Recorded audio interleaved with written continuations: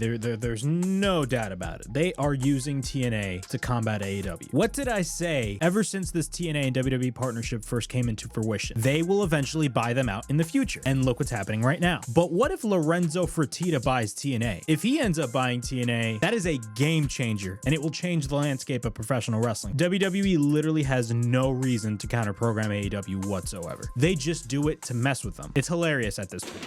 Get stealing, woo, wheeling, dealing, limousine riding, jet flying, son of a gun. Yeah, Kurt Angle, yeah. Why, Triple H, you son of a I tell me why. And Tony Khan, this is also on you. I am going to ruin wrestling. Just get over it.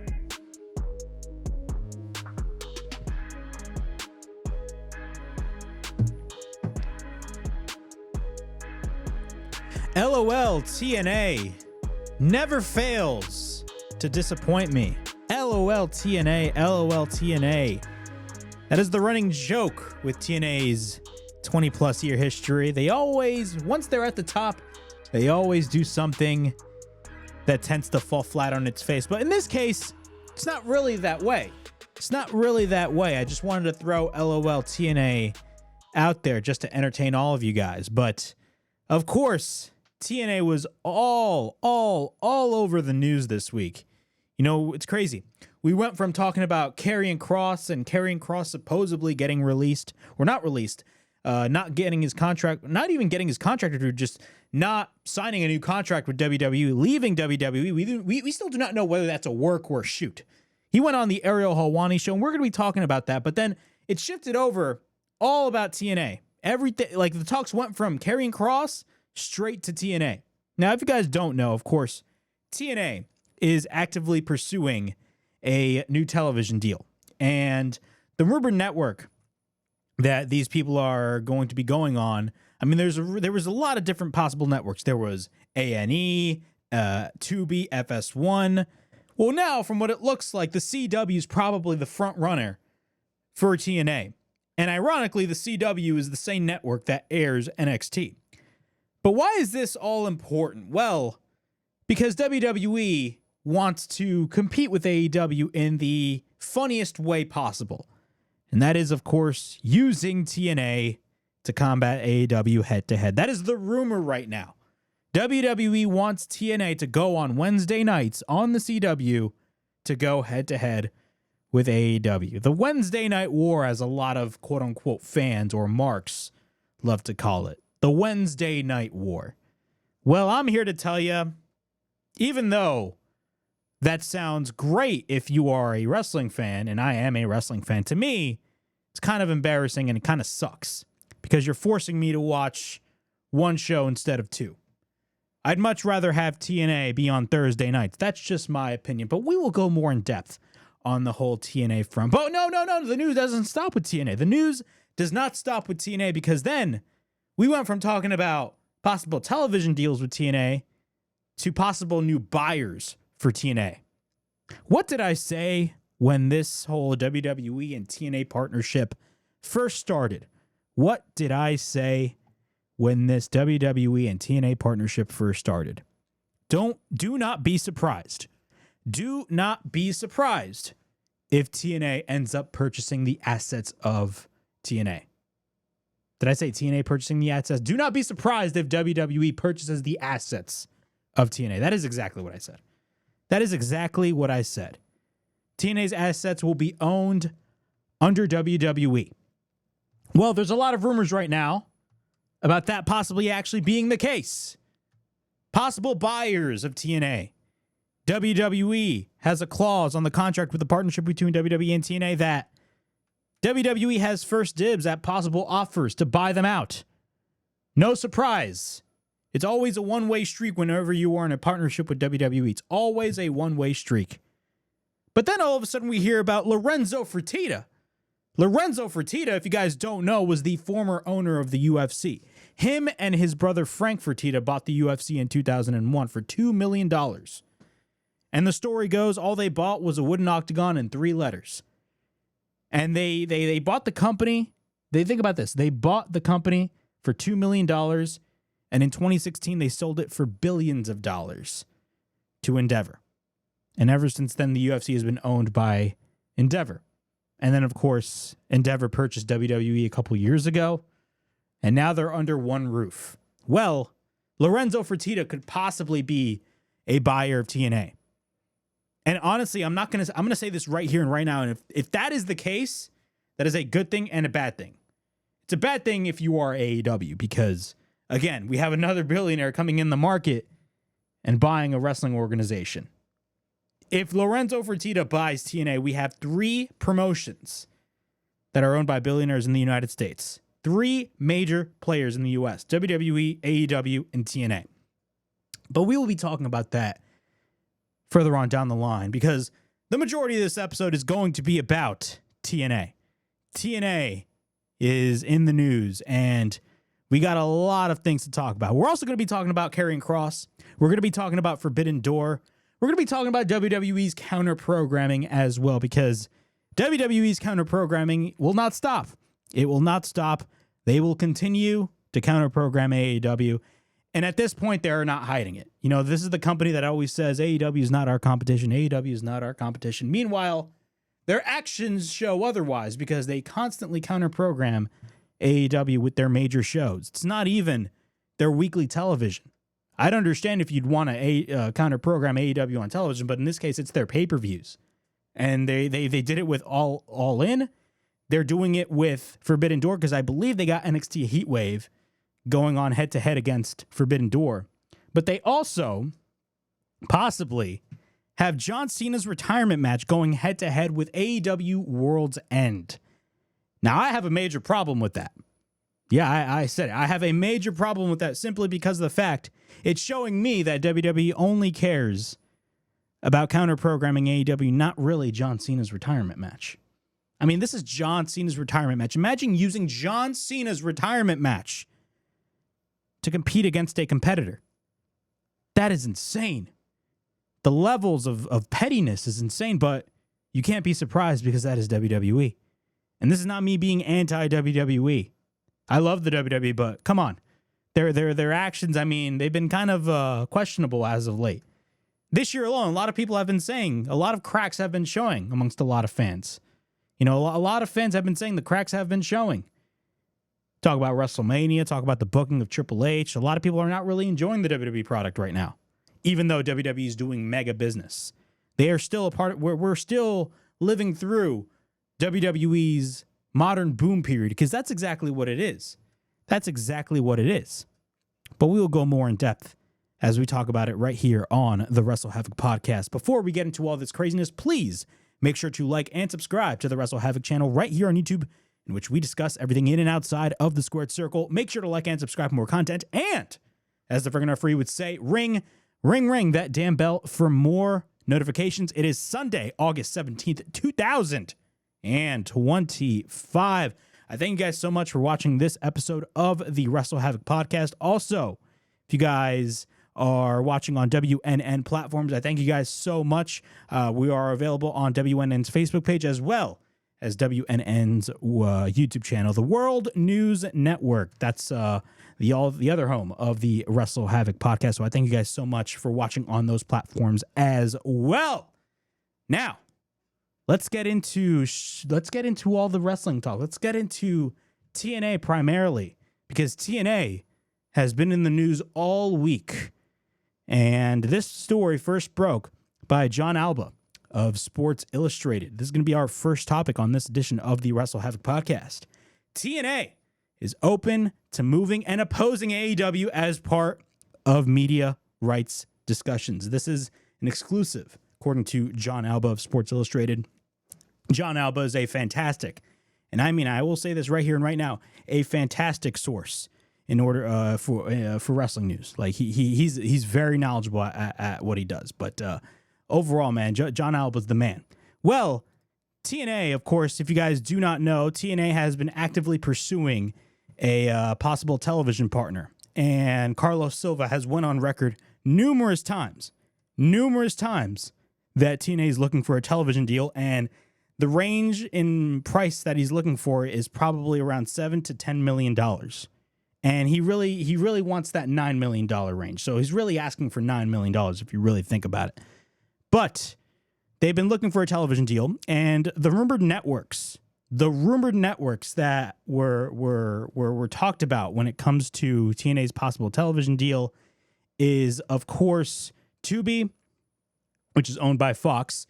And the deal with that is possibly if they have a deal with Tubi, then they would air Impact Weekly on Tubi, and then of course, they'd build up to special events on FS1 or A&E. A&E could be a great home for TNA, but also A&E is also a home for WWE programming as well, since they air a couple of WWE documentaries as well as the LFG series. So we're going to be talking about that as well. But really, as of right now, there has been a new network in talks with TNA, and that network has been the CW. Now, if TNA ends up getting a deal with the CW, that is going to be huge. Why is that huge? Well, people need to understand there is a major difference between cable television and network television. The CW is essentially network television. It's not really in the same vein of like CBS, Fox, NBC, or ABC, but it's really in that echelon. Like the CW used to be UPN, but the CW is still network television. And why do you think NXT is airing on the CW? Is because, number one, the CW was willing to pay a lot of money for NXT, and for NXT, it's a lot of exposure for them. Because, again, NXT is essentially their developmental brand.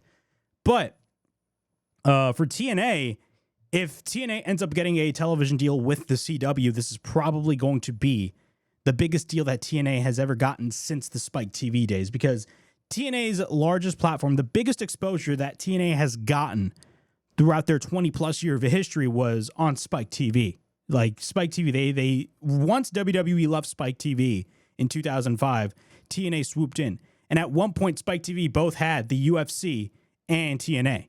Like, think about that. TNA and the UFC on the same network. It's wild. But, after that, in 2014, they got booted off of Spike because allegedly the story goes is that TNA lied to the network. And they were actually in the middle of talks of, renegotiations and renewals with TNA. And those talks ended as soon as Spike TV found out that Vince Russo was working for TNA, when Spike TV did not want Vince Russo working for TNA.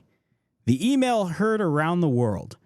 And then, of course, TNA shifted from network to network to network. They shifted to Destination America, which was a huge downgrade from Spike TV. Then Pop TV. At one point, they went into this network called the Pursuit Channel, which nobody has. And then they went on, I believe at one point they were on Twitch because they couldn't find another platform. And by that point, Anthem already owned them. So, like, they were far away from, like, Dixie Carter as possible because, like, of course, Anthem purchased the majority interest of TNA. Before the Anthem purchase, they were dealing with issues with Billy Corgan. It was a mess. TNA was literally the joke of the wrestling industry 10 years ago. 10 years ago, TNA was on Destination America. They just left Spike, and they were on a network that a lot of people just didn't have. And then they got booted off of that network. And imagine telling somebody 10 years ago that TNA will end up going on the CW 10 years later. It is crazy. But one thing I will say, TNA has grown tremendously. Tremendously. They are in a much better position than they were 10 years ago. Because 10 years ago, again, they were the running joke of the wrestling industry. They weren't even number 2. Like, think about this. They left Spike, and that number 2 spot was either going to New Japan or Ring of Honor. That was like the number 2 spot. Some people even called NXT the number 2 promotion in the United States, but I wouldn't necessarily call NXT the number 2 promotion if they were owned by WWE. NXT was an indie, was literally an independent show with the WWE budget. That was what Triple H's NXT was. And that was literally the hottest thing in the industry. But it was a WWE owned property. There was really, after TNA left Spike, there was a big void. And that void was slightly filled with, it kind of filled with Ring of Honor / New Japan. But let's be honest, in the late 2010s, New Japan was just on a roll, primarily off of the backs of the elite, that being Kenny Omega, the Young Bucks, Cody Rhodes, those guys. They were the hottest thing in the industry besides NXT.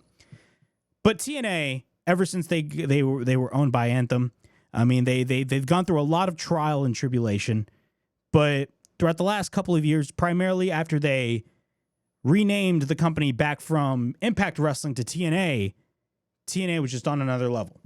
And a large portion of that has to do with the WWE partnership. And I'm not going to sit here and say that the WWE partnership has been bad for TNA, because if there's anything that you can say about the partnership between both the WWE and TNA has been primarily beneficial to TNA. It has benefited them greatly. I mean, for God's sakes, they sold 8,000 seats at the UBS Arena a couple of weeks ago, like a month ago. That is an accomplishment. They're on the verge of going on network television because of this WWE partnership. That is great for TNA. Great for TNA. But on the other hand, imagine telling somebody the only way for TNA to get massive exposure is to partner with the largest company in the world, is to partner with one of your quote-unquote competitors, or somebody that doesn't really deem you as a competitor, but meanwhile, the other way around, you deem them as a competitor. That being WWE. If you told somebody that 10 years ago, they'd probably laugh in your face. They would probably laugh in your face. But that is exactly what happened. And I talked about this in the beginning of this show. What was the number one thing that I talked about when WWE and TNA officially announced this partnership? What was the number one thing? WWE will eventually purchase the assets of Total Nonstop Action. They will eventually purchase their assets. WWE, people need to understand, it's not just WWE. It's TKO as a whole. TKO, if you really think about it, are taking over the entire combat sports realm. They already have the number one promotion in professional wrestling. They have the number one promotion in mixed martial arts, that being the UFC. They're starting a new boxing league, which a lot of people are afraid of because it's going to affect a lot of these other promotions. Zuffa Boxing, I believe, is what they're calling it. They're starting this new boxing league, and they're essentially taking over the entire combat sports business. It's not just WWE, it's TKO themselves. WWE, a couple of months ago, purchased the majority share of AAA. AAA, I believe before they got bought out by WWE, had a lot of money problems. And they needed to figure out a way to compete with CMLL. Because if you guys don't know, right now, CMLL is hot. Like, they are selling out rapidly, back-to-back events. They're selling out constantly. Like, think about WWE selling out, like, on a consistent basis throughout the past couple of years. And that is exactly what we saw. WWE, from a business standpoint, are going through a boom period. They are more popular than ever. CMLL is essentially is doing that exact same thing over in Mexico. They are huge over there. AAA needed to figure out a way to compete with CMLL. And I believe AAA were the ones that came to WWE or to Endeavor and TKO, and they wanted them to buy AAA out. And that is exactly what happened. And think about this. In the lead up to WrestleMania, there was no reports at all talking about a potential sale of AAA. It just happened out of nowhere. And it was smart for WWE to purchase AAA. Why? It was smart for them to purchase AAA because, again, they want to break into the Mexican market. Do not be surprised if WWE ends up buying out TNA, but we will be talking about the sale later on because we have details on it. But according to John Alba of Sports Illustrated, TNA's media rights are in the market, and there could be a seismic shift in the wrestling landscape brewing as a result. The takedown on Sports Illustrated has been closely monitoring TNA's ongoing media distribution discussions. Last month, TNA President Carlos Silva indicated that the company, alongside Creative Artists Agency, or CAA, was evaluating the rights at an average of an annual value between $7 million and $10 million with a variety of distribution platforms in the running. While August is not typically a newsworthy period for media rights, this year has been an anomaly. Earlier this month, the WWE inked a deal with ESPN and Disney that will see the worldwide leader carry WWE PLE starting in 2026, and the entity is open to acquiring WWE's full video library, and it should become available. Additionally, TKO spun UFC into a gigantic $7.7 billion deal with Paramount. Carlos Silva, who is the owner, or the president, not the owner, the president of TNA, previously told The Takedown on Sports Illustrated that TNA was hoping to have a new media rights lined up around Bound for Glory in October, which is smart because normally if you'd want to have a deal before that period of time, because again, by the fall, that is when new networks have new programming. And normally when a promotion goes on a new network, they always, most of the time, tend to debut in the fall. We saw this with AEW. We see this a lot with WWE. Aside from the Netflix deal came into effect in January of this year. Carlos Silva previously told The Takedown on Sports Illustrated that TNA was hoping to have a new media rights deal lined up around Bound for Glory in October. However, in a conversation on Wednesday, he indicated that a recent movement in deals for WWE and UFC has changed the playing field for TNA and led to more conversations scheduled for later this month. TNA President Carlos Silva now claims that, quote-unquote, there is positive momentum in the negotiations. The question now has came up, however, as to where TNA could land. Dave Meltzer of the Wrestling Observer noted 2 weeks ago that CW or A&E could emerge as a potential home for TNA, which is noteworthy considering both WWE has ties with both networks. Currently, the CW hosts NXT on Tuesdays, while A&E airs the WWE-produced documentary content. The Takedown on Sports Illustrated has learned that in recent days that the rumor mill regarding those networks has picked up significant steam. Multiple independent sources tell The Takedown on Sports Illustrated there have at least been discussions of TNA moving to a WWE-associated network. The company is even open to shifting from Thursday to Wednesday nights to go head-to-head with AEW Dynamite. That is absolutely crazy. Think about this. Multiple discussions that TNA might move from Thursday nights to Wednesday nights. While it's not directly indicated that the destination would be the CW, it was expressed to The Takedown on Sports Illustrated that the CW's interest in the promotion is legitimate and that some WWE stakeholders would like TNA to be a part of that network. It is not clear how far those discussions have progressed, and it was stressed that nothing has been signed as of yet. When asked directly about the rumors on Wednesday, Carlos Silva, who is the president of TNA, acknowledged the ongoing nature of the media rights discussions, saying that more meetings would be held later this month and that no deals have been completed at this time. He did not, however, deny the rumor of the conversations to run against AEW.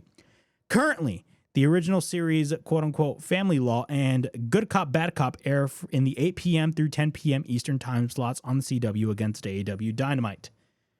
After being asked further about the notion of going head-to-head with AEW, Carlos Silva told Sports Illustrated that any possible move TNA makes is not done on the basis of competition, but rather it would be about what is the company's best interests.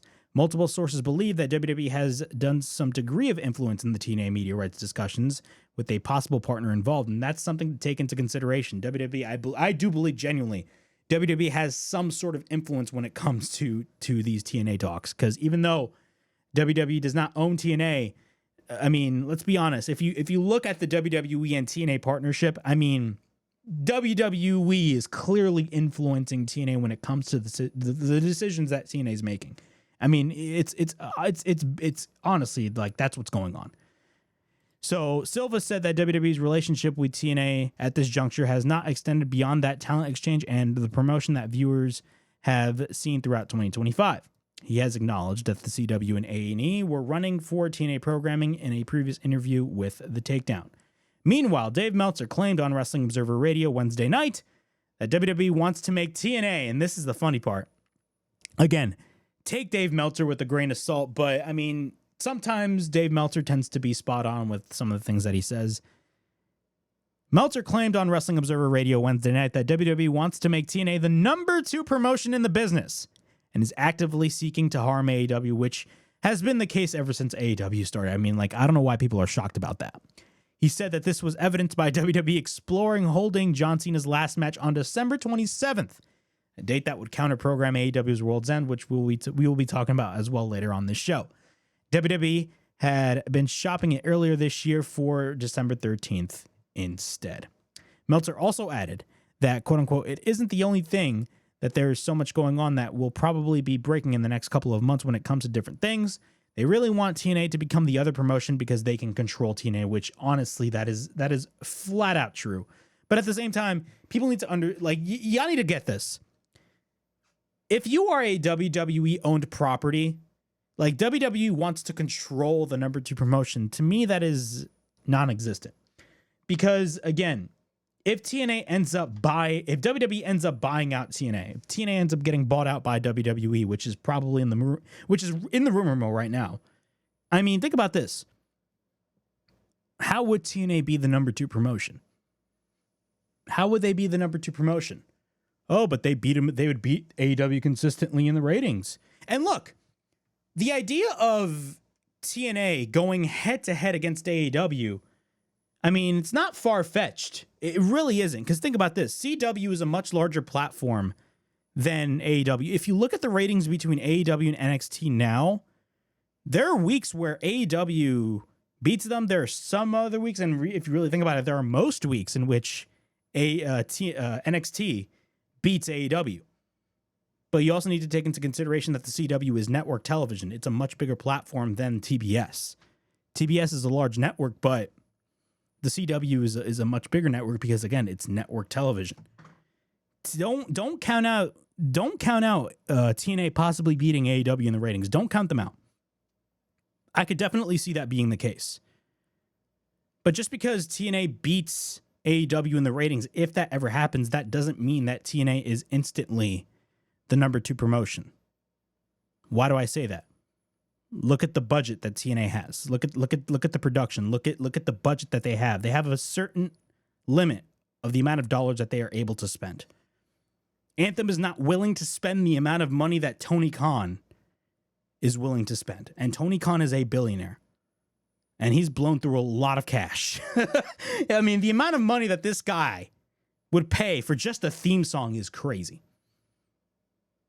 But, I mean, don't count out TNA possibly beating AEW in the ratings, but just because TNA would beat AEW in the ratings, that doesn't mean that TNA is instantly the number 2 promotion. That's like saying AEW beating Monday Night Raw, for example, in the ratings, AEW is the number 1 promotion in the world. It's just, it's impossible. It makes no sense. It makes no sense. Why? Oh, but they beat him in the ratings, so they should be number 1. Yeah, you can say that. But if you look at it from a business standpoint, I mean, WWE has far more resources than AEW does. It's the same thing with AEW and TNA. AEW has far more connections, far more resources, and are willing to spend the money on free agents more than TNA is able to spend the money on free agents. That's just the nature of the beast. Why is AEW a competitor? AEW is a competitor because, again, they are competing with WWE not only for just free agents, but market share in the wrestling space. Why do you think they're still on pay-per-view? And they still do consistently well on pay-per-view when it comes to their buy rates. They're very consistent with their buy rates. Even though they're going through a quote-unquote down period, they're still relatively consistent with their buy rates. But nobody talks about that. Everybody just talks about the ratings, but nobody talks about the buy rates. Yeah, pay-per-view is quote-unquote dead, especially after this UFC deal. But AEW, in an age where pay-per-view is quote-unquote dead, they do consistently well. They do well over 100,000 buys. They do well over 100,000 buys on pay-per-view. TNA, yeah, they're on pay-per-view. But, I mean, I'm very curious as to what the buy rate was for Slammiversary. What was the buy rate for Slammiversary? I don't know what the buy rate was. I don't think it was well over 100,000. Because, let's be honest, TNA's highest pay-per-view buy rate, I know the numbers. TNA's highest pay-per-view buy rate was Genesis in 2006. And you know how many buys that garnered? 60,000. 60,000 buys. 60,000 buys. To take this into context, AEW's very first show, which was a pay-per-view Double or Nothing, did well over 90,000 buys. So their first show in 2019 beat out TNA's highest pay-per-view buy rate in the company's history. This is no knock on TNA, I'm just saying. TNA is not number 2 with this current leadership at Anthem. They're just not willing to spend the money. Even with the WWE partnership, if WWE owned TNA, I wouldn't even consider TNA a number 2 because they would just then be known as a WWE property. How can you say that TNA is the number 2 promotion when they are owned by the number 1 promotion? The number 2 promotion is a promotion that has national exposure that is not owned by the number 1. The number 2 is a real competitor, not somebody that is owned by the number 1. It just makes no sense. It just does not make any sense. Now, I will say, AEW's position as number 2 could be threatened. I will say this. It could be threatened if this happens. Now, if you guys don't know, of course, remember how I talked about TNA possibly getting bought out by WWE? Well, TNA, from what it looks like, is up for sale. And I'm reading this once again from the takedown on Sports Illustrated, but the original source was Fightful. Sean Ross Sappy's great at what he does. Well, shocking name to be rumored to have entered the mix to buy TNA. I'm reading this once again from the takedown on Sports Illustrated. A shocking name has been rumored to have entered the mix to purchase TNA, and they are a very familiar face in the fight game. On Thursday afternoon, the takedown on Sports Illustrated reported that TNA was open to the idea of running against AEW as part of the discussions to sign a new television rights deal.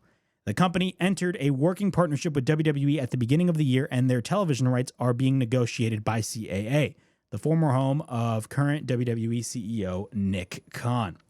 The TNA and WWE relationship would have become even closer if the rumored buyer is successful in acquiring TNA. According to a report by Fightful, and this is crazy, Lorenzo Fertitta is rumored to be interested in buying TNA. He's rumored to be possibly buying TNA. That is insane. Or probably be a potential partner in buying TNA. Podcast host Conrad Thompson reacted with a Lorenzo gif on social media in reaction to the rumor.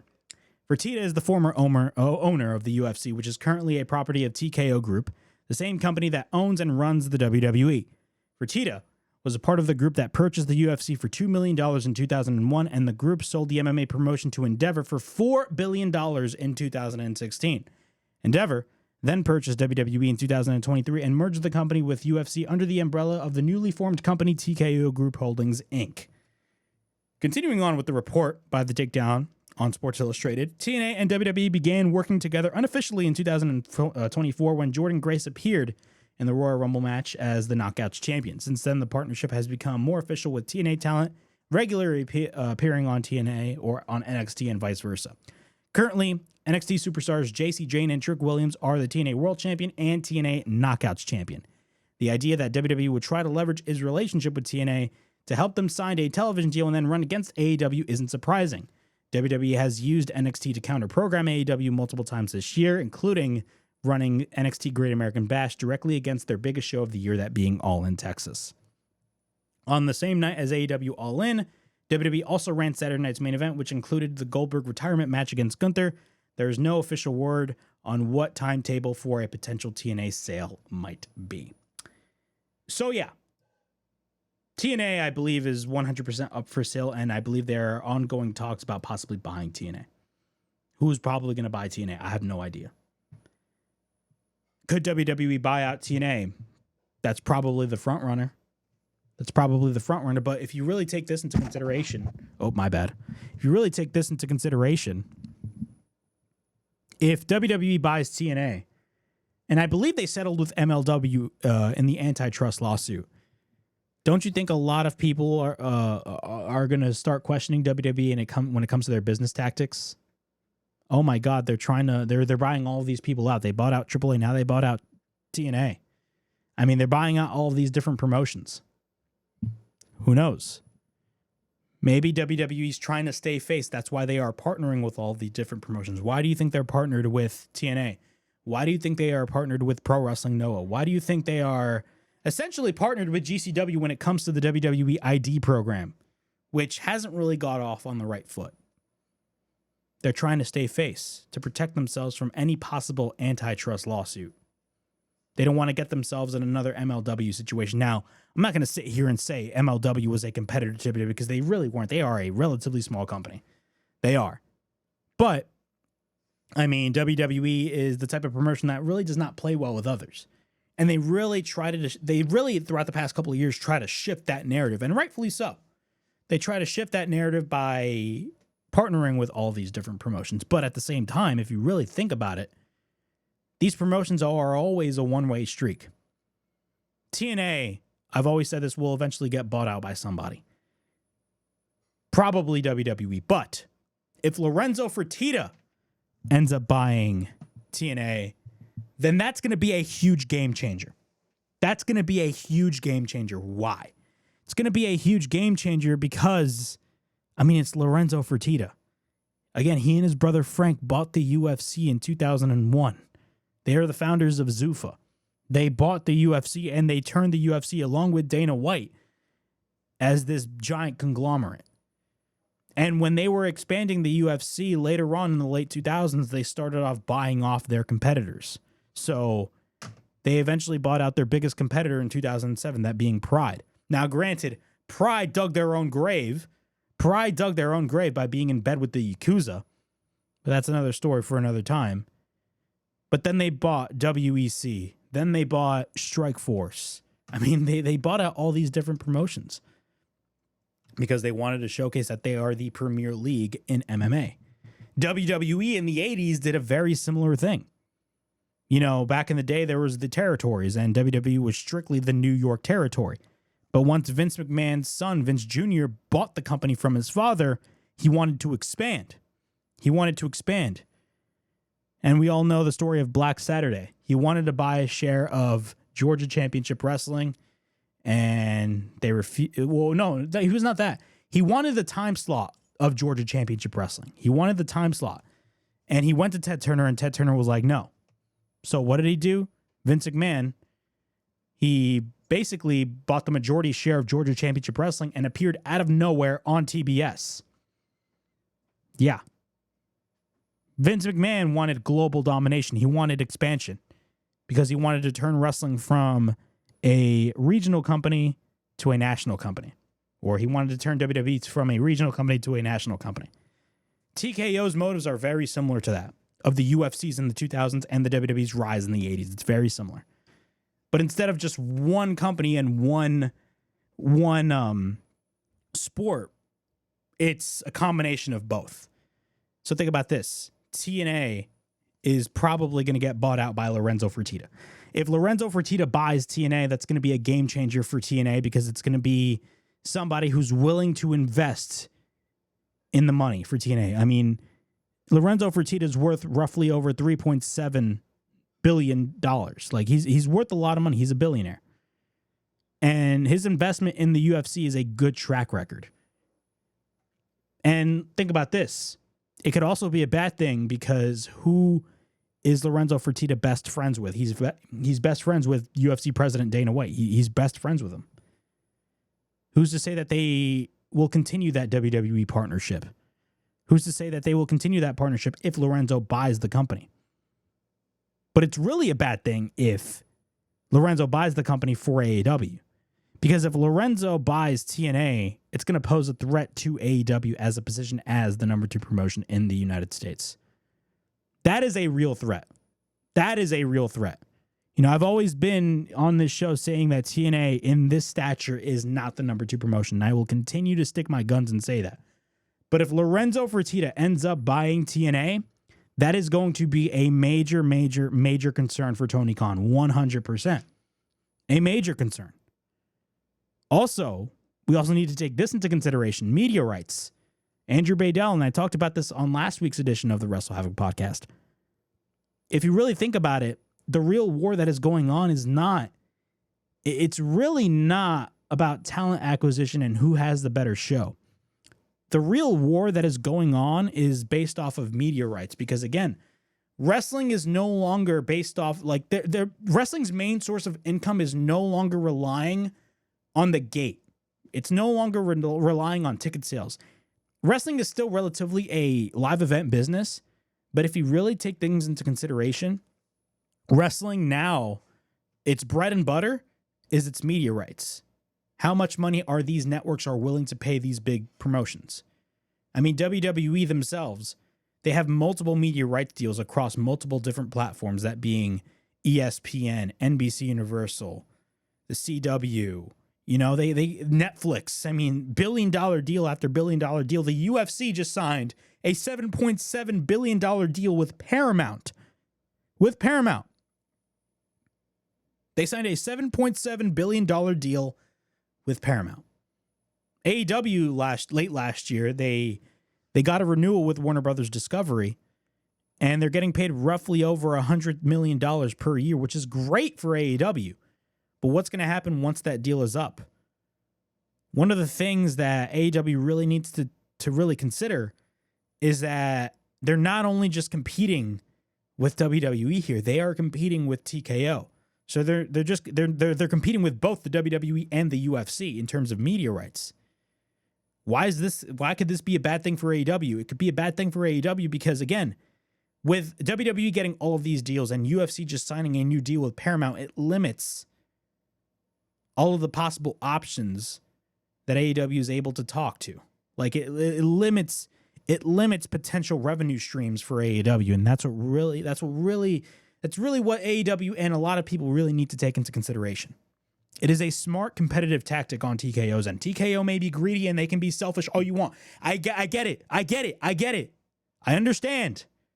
But you cannot deny these people are smart as hell. They are not stupid. They are not stupid people. But in terms of TNA, who's going to buy TNA? I still believe WWE could buy TNA. I genuinely do. And I do believe that they will still be running TNA if they end up buying them out. But do not count out Lorenzo Fertitta. If Lorenzo Fertitta buys TNA, that could be a major threat to AEW. From a business standpoint, that could be a major threat. Because again, if in my opinion, I genuinely believe this. If he buys TNA, he's probably going to do everything in his power to grow that promotion into one of the top promotions in the United States. I'm being serious. I may be wrong. But do not count out Lorenzo Fertitta. I mean, he's a part owner of Power Slap as well. Now, Power Slap is a different story. It's a failing promotion, in my opinion. I think Power Slap is a joke. But in terms of the track record that Lorenzo and his brother Frank had with the UFC, I mean, sky's the limit for TNA if he ends up buying TNA. He's not affiliated with TKO in any way, shape, or form. But he's going to have deep connections, and they're probably going to keep that partnership going. That's what's probably going to happen. So I feel like AEW definitely should be concerned in terms of Lorenzo possibly buying TNA, because again, it's a billionaire entering in a new market, another billionaire entering in the wrestling market. And think about this: people always say billionaires have ruined wrestling, blah blah blah. I tend to disagree. Greediness has ruined wrestling. I think greediness has ruined wrestling. But at the same time, people need to get this. More billionaires possibly being involved in wrestling shows that they are willing to invest in the sport. And if you are willing to invest in the sport and you have more people willing to invest in the sport, that is nothing but a good thing. People always say, oh, billionaires are bad. You can say that. But I mean, me personally, myself, I want to be a billionaire. I want to be a millionaire. I want to have all this money in the world. I mean, look at Tony Khan. Like, look at the track record that Tony Khan has done. People always call him a wrestling mark that has a rich dad and all this crap. But if you really take things into consideration, I mean, Tony Khan has given a lot of jobs to a lot of people, a lot of talent that before AEW started were strictly wrestling in the independent scene. And then, like, once AEW started, they were thrusted on national television. I mean, is that somebody who's greedy to you? Because, I mean, Tony Khan has done a lot for this business. Also, you want to know why WWE wants to take out AEW? And this is another key reason as to why. Do you want to know? You want to know another reason as to why they want to take out AEW? And this is something that is very true. You want to know why they want to take out AEW? They want to take them out because, again, Tony Khan is willing to spend the money. He is willing to spend the money. What do I mean by that? He keeps outbidding WWE when it comes to these talent acquisitions. Some people say that he's overpaying for these wrestlers, but you also need to think about this. Wrestlers are vastly underpaid. Like the amount of money that Tony Khan is willing to spend on a certain wrestler, I mean, it's great. And he knows he has an unlimited budget. His family, they're one of the richest families in the world. They're willing to spend the money. WWE has just as the same amount of money that AEW has, but they're not willing to spend the money on a lot of these talents. I mean, we hear all of this talk about fighter pay in the UFC. It was a concern once Endeavor bought WWE. Oh my God, what is the pay scale going to be now for these wrestlers? What is the pay scale going to be for these wrestlers, you know? But, I mean, think about this. If WWE, the reason why WWE wants to take out AEW primarily is because they want to lower the pay grade for wrestlers. They do. They want to pay wrestlers significantly less than what Tony Khan is paying them. Because why?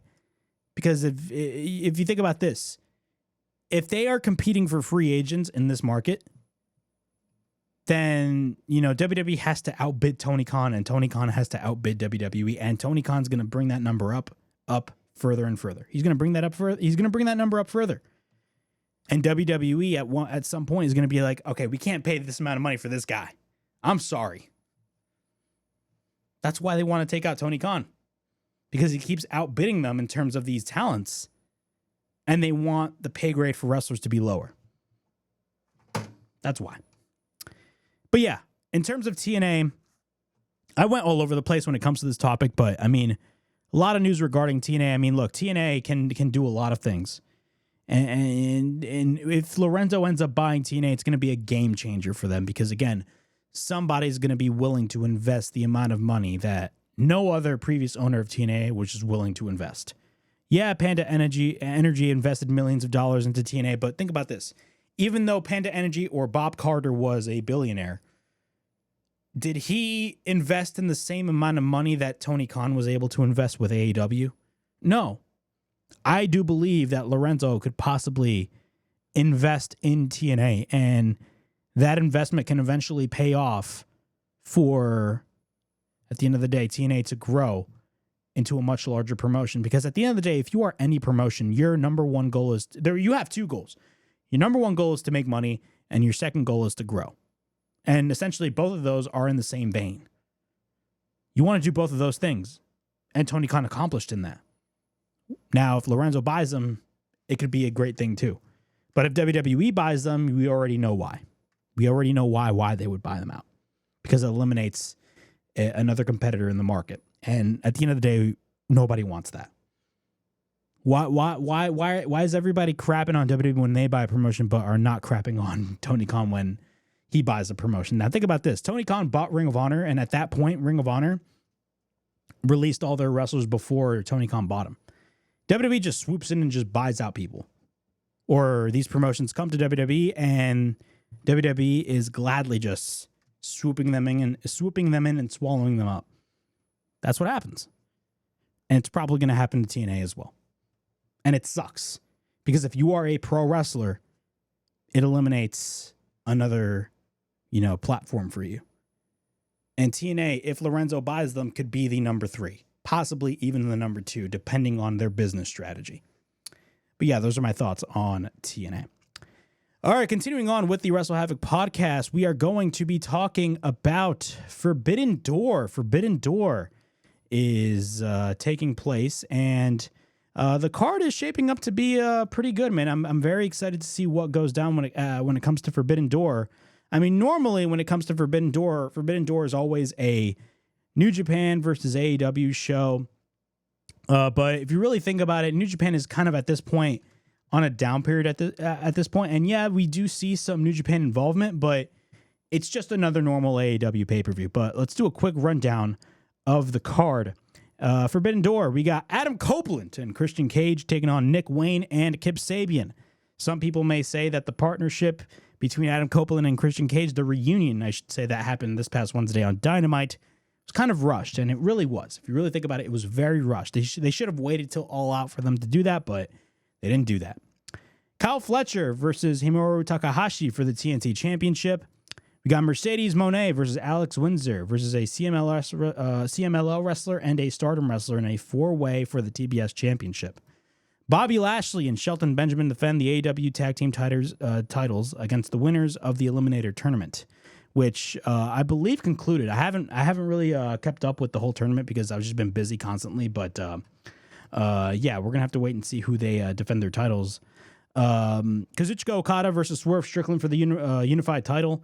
I mean, this match was bound to happen, and if there's a perfect first opponent to go up against Kazuchika Okada and his unified title, it's 100% Swerve Strickland, because again, Swerve Strickland is the man. Zack Sabre Jr. takes on Nigel McGuinness for the IWGP Heavyweight title. Zack Sabre Jr. One of the things I will say this: if there was any match that I really wanted for Forbidden Door, especially with the fact that Forbidden Door is taking place in the UK at the O2, if there's any match that I really wanted to see take place in the UK on an AEW pay-per-view, it would have been Zack Sabre Jr. versus Will Ospreay. Now, we do know Will Ospreay has dealt with injuries, but he's still gonna be wrestling on this show. If there was any possible match that could have happened on this show, it would have been Zack Sabre Jr. versus Will Ospreay. Oh my God. I mean, the chemistry that... If you guys haven't watched a Zack Sabre Jr. Will Ospreay match, you'll be blown away. Like, y'all don't understand the chemistry that both of these guys have. Like, you will be blown away. You will be blown away. It's crazy. But we're going to get Zack Sabre Jr. versus Nigel McGuinness instead for the IWGP Heavyweight title, which is great because, again, both men are from the UK. But not only that, I mean, due to the nature of Will Ospreay's injuries, I mean, a match with Zack Sabre Jr. probably would have been a freaking grueling match for Will Ospreay. But, I mean, he's going to be in a lights-out steel cage match, so really, what's the point? But it is what it is. We got Toni Storm versus Athena for the AEW Women's title. Of course, Athena won the Casino Gauntlet at All Out. And who knows, man? Maybe Athena may win the AEW World Championship. I mean, Athena, I've been very critical on AEW's booking of Athena because if you really think about it, even though they are constantly pushing Athena, like they've been pushing her on Ring of Honor, which ironically is a show, again, that nobody watches. And you have to pay for the show that nobody watches. And you got a phenomenal wrestler by the name of Athena working under the Ring of Honor umbrella. I'm glad that she's finally after like, what was it, like 3 years getting pushed and finally, wrestling for the AEW Women's title. I do believe Athena will win the AEW Women's title. I just believe that that's going to be the case. But in the main event, we got Hangman Page taking on MJF for the AEW World Championship. Now, of course, Hangman Page and MJF had a match this past March at Revolution. In my opinion, that was probably the best match on the card. I mean, you could say that was probably the best match on the card, but this is a match that took place in the same vein that, like, on the same show that had Toni Storm versus Mariah May and Kyle Fletcher versus Will Ospreay in the cage match. But I mean, the Hangman and MJF match that opened Revolution was phenomenal. Hangman Page deserves to be the AEW champion. He's the man, and he's the right guy to be at the forefront of AEW. I don't care what anybody says. He should be at the forefront of the company. MJF is the perfect opponent for Hangman Page. I've always said this. MJF is the Ric Flair to Hangman Page's Magnum TA. That's what it is. I mean, the similarities with both of those wrestlers are there. Like, Hangman Page is vastly similar to Magnum TA, and MJF is vastly similar to Ric Flair. But some people are saying that this match is a little bit too early, and honestly, I can agree with that. I mean, we all know who's going to take the belt off of Hangman Page. It's eventually going to be MJF. But I don't think it's going to be at Forbidden Door. I genuinely believe it's not going to be at Forbidden Door simply because of the fact that it's just way too early. Like, Hangman needs to have a lengthy run. Hangman needs to have a lengthy run with the title. And I feel like MJF winning the World Championship at Forbidden Door, to me, it's a bad move.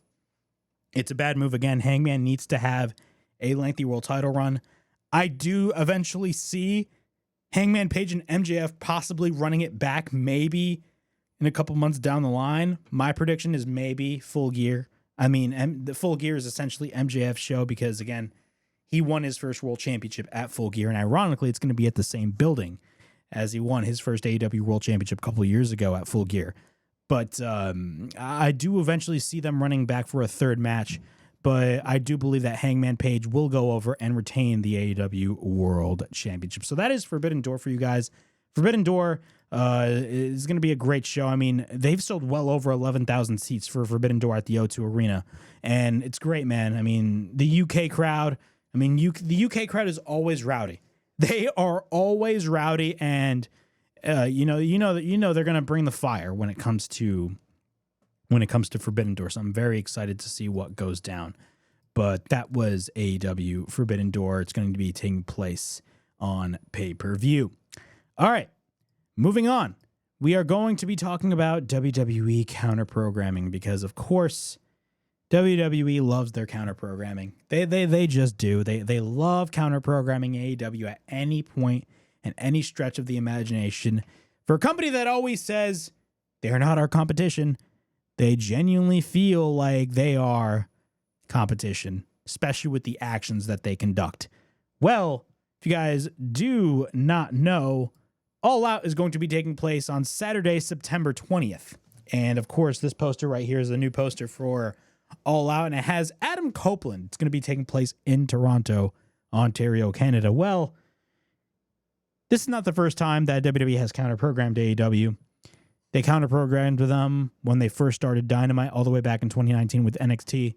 People always say that AEW were the ones that competed against NXT, but if you really think about it, they trademarked the name Tuesday Night Dynamite, and since they were going to go on TNT, they had to go on Wednesday nights because TNT had the NBA.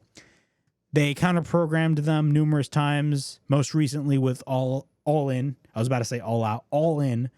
And they counter-programmed AEW with 3 different shows: NXT Great American Bash, Saturday Night's Main Event, which had Goldberg's last match, and Evolution. And I'm gonna go on a limb and say this. Even though I loved All In tremendously well, it was by far the best AEW pay-per-view of the year in 2025, I genuinely believe that Evolution, out of all of the 4 events that took place, Evolution was the best event that took place that weekend. Like, I'll go on a limb and say, like, Evolution was a much better show than All In. Not to say All In was bad. I just feel like Evolution was a much better show, especially with the ending. But in terms of them counter-programming, of course, I believe WWE is going to counter-program AEW Forbidden Door with Heatwave. And you know what's crazy? They put NXT in a really bad position. Even though NXT is doing great things, like, they put NXT in a bad position because, like, out of that whole weekend where they put 3 shows up against All In, like, they put Great American Bash head-to-head against All In. And think about this, nobody, and I mean nobody, cared. Nobody cared about Great American Bash. And I believe they're putting Heatwave head-to-head against Forbidden Door. Correct me if I'm wrong. But if they do, I mean, to me, like, nobody's going to care about Heatwave. Everybody's going to watch Forbidden Door. Everybody's going to watch Forbidden Door. Come on. I mean, that card is absolutely freaking stacked. But the counter-programming will continue.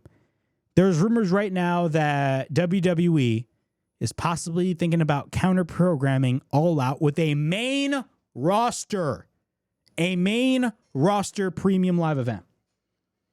And the name of this PLE is either rumored to be Bad Blood or Over the Limit.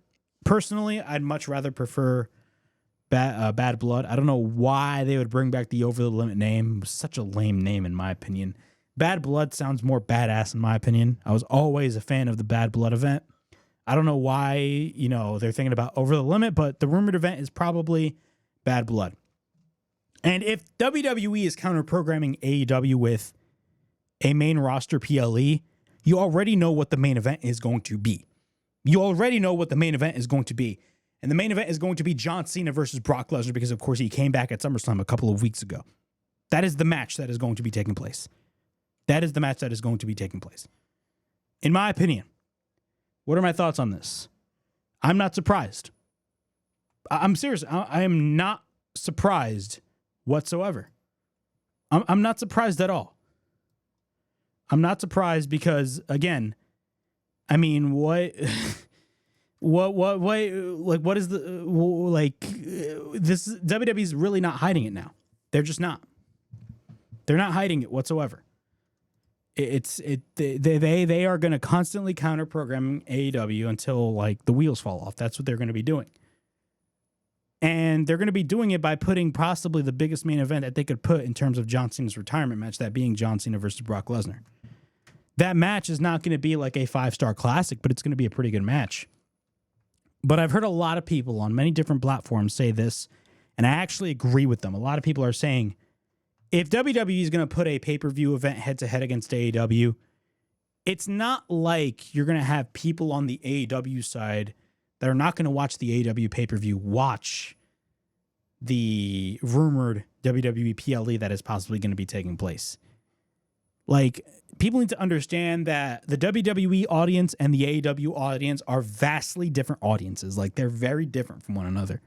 AEW is more geared towards the hardcore fan, and WWE is more geared towards the casual fan. Yeah, hardcore fans watch WWE, but the hardcore fans are only a small minority of the actual audience that WWE is really trying to attend to.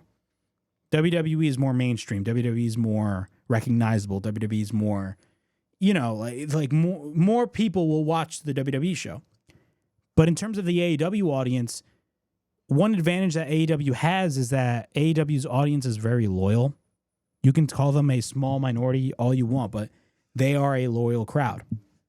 They are a loyal crowd, and they will not buy the all-out pay-per-view in favor of a WWE PLE. They just won't. If you are a fan that is going to be watching All Out, you will be watching All Out. And if you are a fan that is watching either Over the Limit or Bad Blood, whatever the hell that name is going to be for the PLE, which I genuinely believe if they're going to go head-to-head against that PLE, they should honestly announce it right now, because that show is going to be taking place next month. They didn't even announce the show yet, but it's rumored to be taking place next month. I mean, you're going to watch that WWE PLE. Now, it sucks for somebody like me who watches both products. I'm now forced to watch one show or the other.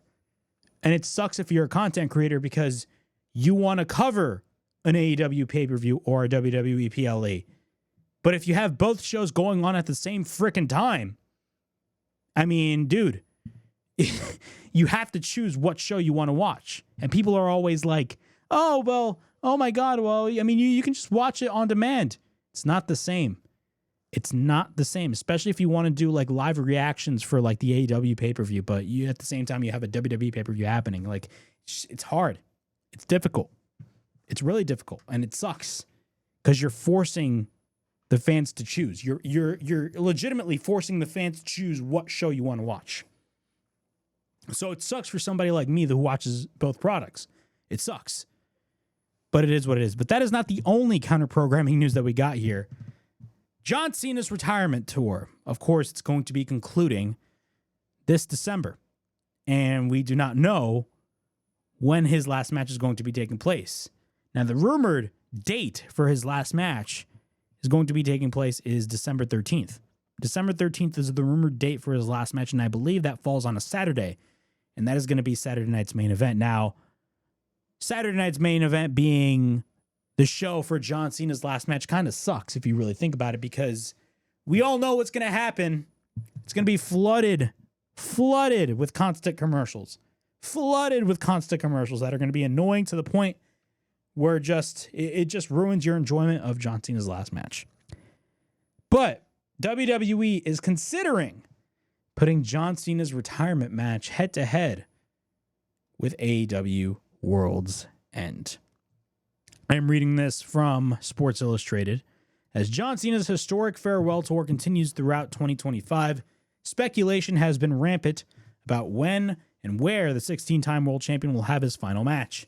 The new report has provided significant insight into the planned date for the momentous event, indicating that WWE and its broadcast partner NBC are zeroing on a preferred date in December. Cena's final year in WWE has been one of the biggest stories in wrestling, featuring a controversial heel run, which sucked at this point. Thank God he's back as a babyface, but let's be honest. If you look at it, hindsight is 2020, his heel run sucked. An abrupt return to his babyface persona and a main event loss over Cody Rhodes at SummerSlam. According to the latest episodes of WrestleVotes Radio, sources have indicated that WWE's broadcast partner, NBC, has a preferred date for the final match, And the report states that Saturday, December 13th is the front runner for that event. After asking around about the rumored dates for John Cena's last match, WrestleVotes has been told that NBC's preferred choice is Saturday night, December 13th. Then continuing on, the report also addressed another rumored update, Saturday, December 27th. While the date would have allowed WWE to directly counter-program AEW's World's End pay-per-view, it is considered unlikely due to the conflict with another major sports event happening that NBC has contractual obligation to air on its Peacock streaming service. So I believe they have something with the NFL because NBC, of course, has obligations to air that game. So they're not going to air Saturday night's main event on December 27th, from what it looks like. And thank God. Like, imagine WWE being that petty that they are counter-programming another AEW pay-per-view with John Cena's last match. Oh, but they did that with Goldberg's last match.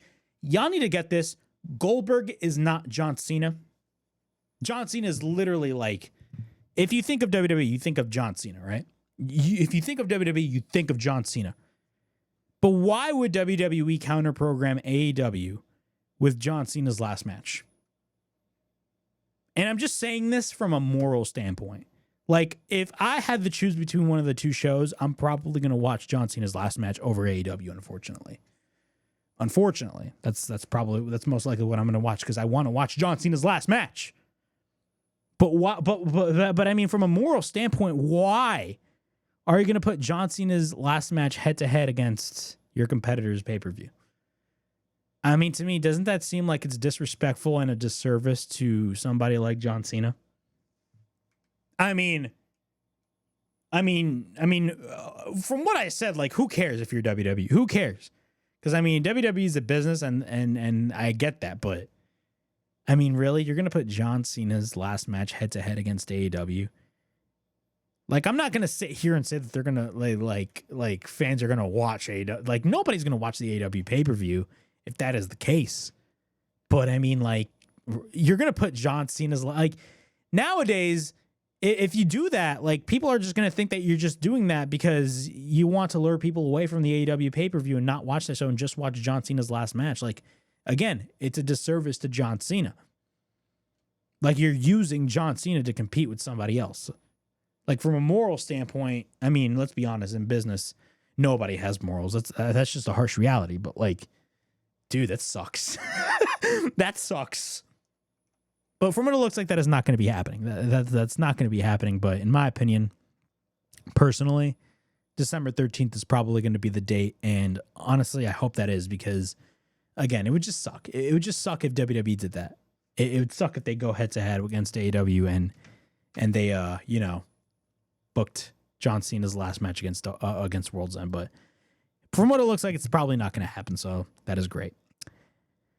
All right. We're going to talk about our last topic, and our last topic is going to be Karrion Kross. Karrion Kross was on the Ariel Helwani show, and this was just coming off of the heels of Ariel Helwani, not Ariel Helwani, of Karrion Kross or Killer Kross leaving WWE, allegedly. I mean, his contract, he did not sign a new contract with WWE, so he left WWE, and a lot of people are still considering whether it's a work or a shoot.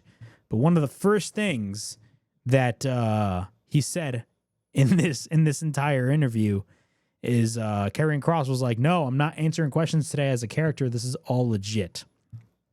I'm gonna go read some of the quotes that Karrion Kross stated on the Ariel Helwani show. The first being his WWE contract. The truth of the matter is, my contract was up last week. I never actually received a contract, like an offer, until last week. I got the offer, and I wanted to know how they came to the valuation of that offer. When I inquired about that, they were unwilling to provide that information and told me I had 24 hours to agree to the offer, or they were rescinding it. That's what Karrion Kross stated. That's terrible. A 24-hour window is just ridiculous. Continuing on, he stated this, and I quote, "The next day we talk. I ask if they have the information. They don't. I said I can't make an informed decision without the information, and I'd like to keep the dialogue open. They rescinded that offer, and that's actually where we're at." And during the interview, he also stated that when he was given this new contract, Scarlett, who is his wife, Because normally whenever they do like these contract negotiations, like Scarlett and Karrion Kross are like one. Scarlett was not given a contract. That's what he stated on the Era Hawani show. Karrion Kross or Killer Kross stated that Scarlett was not given a contract. That is horrible. That is absolutely horrible. Overall thoughts on this whole thing. Number one, Karrion Kross flat out stated that the door is not closed. And he said that the goal was that he always wanted to be with WWE. His wife and him still want to be with WWE, and he's at the table for discussions. He did not step out of the conversation, and they still want to be there, and they want to work it out. I still do not know whether this whole thing is a work or a shoot. A lot of people are leaning because of the fact that he was on the Era Hawani show, that this whole thing is a work. At the end of the day, we do not know. But what I do believe is that Karrion Kross right now is not signed by WWE. And a lot of other promotions are afraid to sign him because they don't want to get in trouble. And they're not coming to him because, again, they're afraid that this whole thing is a work and they don't want to get like embarrassed, which I understand. I don't know if this whole thing is a work or a shoot. I do believe maybe if he ends up going back to the WWE, maybe this could be a situation where this was a shoot that eventually turns into a work. But I mean, the fact that WWE just let this guy go, or the fact that they made Karrion Kross just not like believe in their vision, and Kross was like, you know what, I'm out of here. I mean, to me, like Karrion Kross, and I stated this last week, Karrion Kross is literally everything that you would think of a WWE wrestler. Everything that Karrion Kross is exactly what WWE wants in somebody. So again, why are they just like casually just letting this guy go? To me, it's just, I don't know. It's dumb. And I feel bad for Kross, but I've said this last week and I'll say it again. This is a win-win situation for Kross, whether or not this is a work or a shoot. If he's working us all, it's only going to raise the stock even further. If this is a shoot and this is actually real, it's going to raise the stock even higher as well. And eventually, if this whole thing comes out that it is a shoot, he's gonna get big offers by a lot of these different companies like AEW or TNA. People say, "Oh, he doesn't fit well in AEW," and you can say that. But I mean, if you really think about it, if Kross really wants to showcase his talents, where else is he gonna go? TNA? You think TNA is gonna pay the amount of dollars that Karrion Kross would probably ask for? No. AEW is probably the best option for him from a financial standpoint. Now, maybe from a creative standpoint, it can be a different it can be a different outlook. But still, I mean, Kross is super talented. He's gonna find work, and he's probably, I mean, if this whole thing is a work, he's probably gonna go back to WWE. But we're gonna have to wait and see. Also, WWE Shop still has his merch, so maybe that could be a sign that this whole thing is a work. I have no idea, but I will say, he was the talking point of the entire wrestling industry before all the TNA news started to come about. But if you watched SmackDown this past Friday, you did hear those "We Want Kross" chants. You know, a lot of people were talking smack about, oh, you didn't hear any "We Want Kross" chants on Raw. But when you watch SmackDown and you heard those chants, I mean, dude, those chants were loud. This is a win-win situation for Kross. This is a win-win situation for Karrion Kross, and Kross is going to reap the benefits once this whole thing is over. He's that talented. He is that talented. And honestly, man, if AEW is smart and they actually give him an offer, the best place to debut this guy is either All Out, or if TNA goes head-to-head with AEW, the best way to counter that is with Karrion Kross. That's just me, though. I'm just giving pointers. But Karrion Kross will find work, and he will be super successful. I mean, if you watched the video that Karrion Kross put on his YouTube channel, I mean, dude, the guy is super creative. Super creative. Kross will eventually find work, and he will be successful. That's all I got to say on Karrion Kross. But yeah, that was this edition of the WrestleHavoc podcast. We definitely talked about a lot of things right here on this edition of the show. We talked about TNA, we talked about AEW, we talked about Forbidden Door, Karrion Kross, WWE's counter-programming tactics. We talked about a lot of things. on this edition of the show. But yeah, man, that's gonna be it for me on this edition of the show. Be on the lookout for more content, not only on the WrestleHavoc podcast, because again, the podcast is once every week, but also check out my other videos on the WrestleHavoc channel as well. And I thank you guys so much if you guys are watching on WNN platforms, whether or not it's the Facebook page or the YouTube channel. I thank you guys so much for watching the WrestleHavoc podcast on that platform as well. But as always, please like, subscribe, comment down below, push that bell for notifications. I mean, look out for more videos right here on the WrestleHavoc channel, in which we discuss everything in and outside of the scored circle. Make sure to like and subscribe for more content. And as the freaking referee would say, ring that damn bell for more notifications. As always, it is yours truly, Flamin' Ricky Reyes, signing out. I'll see you guys all in the next video. Peace.